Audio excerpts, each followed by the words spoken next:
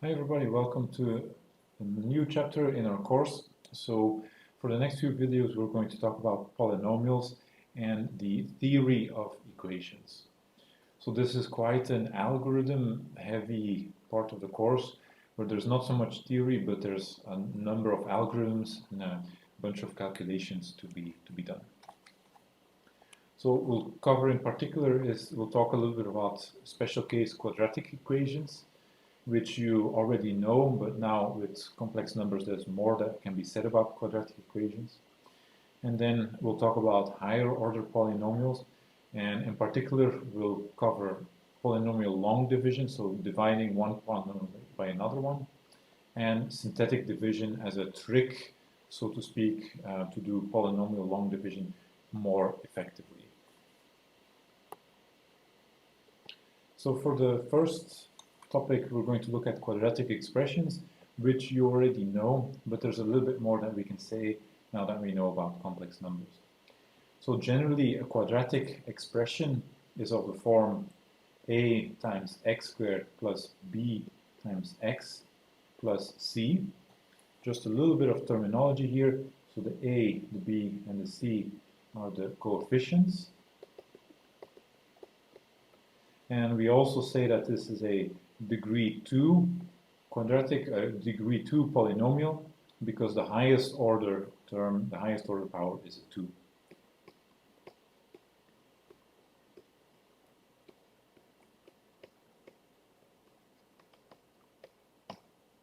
And the last thing that we know about this is if we graph y equal to ax squared plus bx plus c in the plane, then we know we get a parabola. So let's talk a little bit about what kind of parabolas we can see in the plane.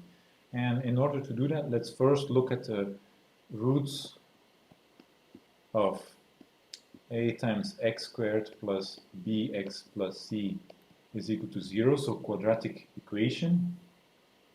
And we know in order to find the roots, we have the discriminant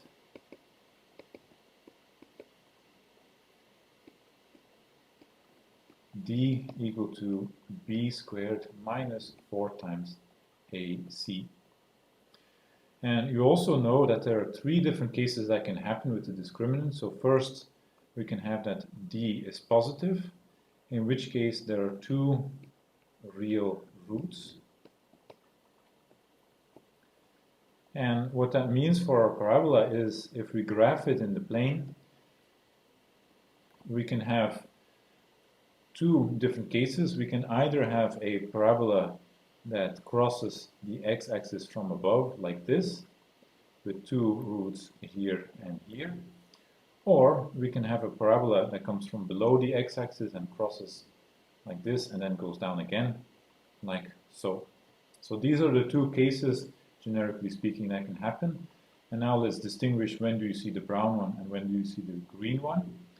For that, we can look at a nice expression with the limits. So let's take the limit x going to plus infinity of ax squared plus bx plus c. So this is a relatively straightforward limit, and you can look at this a bit to decide that the limit is going to be plus infinity if a is bigger than 0 and negative infinity if a is less than 0. So now if you look back at the figure, if you go off to infinity with your x, if the function values become larger and larger and positive, then you're in this case, the brown parabola, and that's what happens when a is bigger than 0. So this parabola you see when a is positive, and then by the same reasoning, the parabola that goes downwards is for a negative. And there are plenty of other ways to see this, including looking at where it takes on a maximum or a minimum, but this is one way.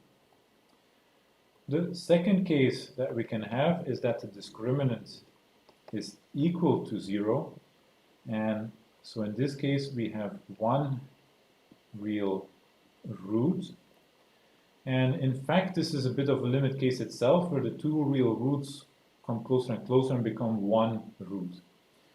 So if you draw that parabola that you can get in that case, you will again get two different things that can happen.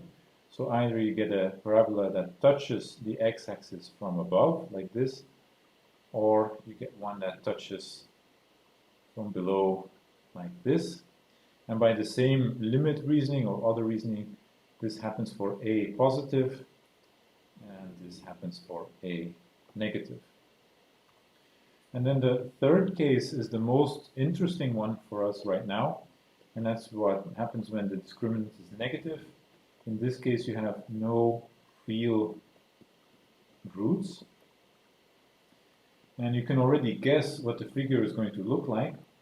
In this case, you have a parabola that doesn't intersect the x-axis at all.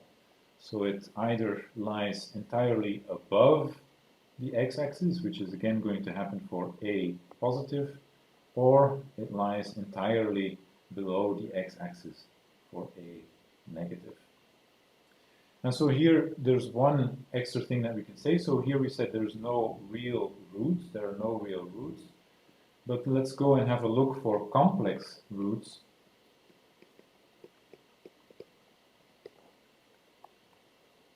And for that, we can use the formula that we know for the roots of a quadratic equation: minus b plus or minus the square root of the discriminant divided by 2a. And we can make that a little bit more explicit to show that there's really a complex number hiding in here, by writing plus or minus I times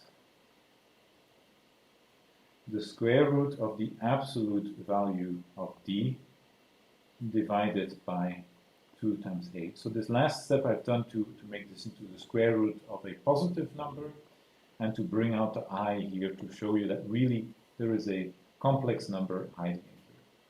Actually, let me write it as a z.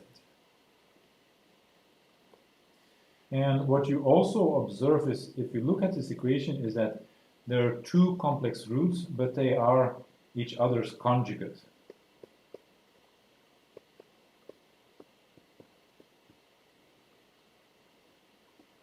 So z1 bar is equal to z2, and z2 bar is equal to z1. So that's what you get from this plus or minus. And so this is a property that will hold generally for polynomials with real coefficients. They will have always complex roots, but if the roots are complex, they will appear as pairs of conjugates. If this calculation with arbitrary coefficients is a bit too unclear, you can also look at a quick example to see this with numbers. So for instance, let's look at a very simple equation: x squared plus 1 equals to 0. Then we have that the discriminant is 0 squared minus 4 times 1 times 1. So it's minus 4. And the roots that you get from that are, again, 0 plus or minus the square root of minus 4 divided by 2. And if you simplify that a little bit, you get plus or minus I. So here again, we have two solutions. Z is I, or Z is minus I, and you see that they are each other's conjugates.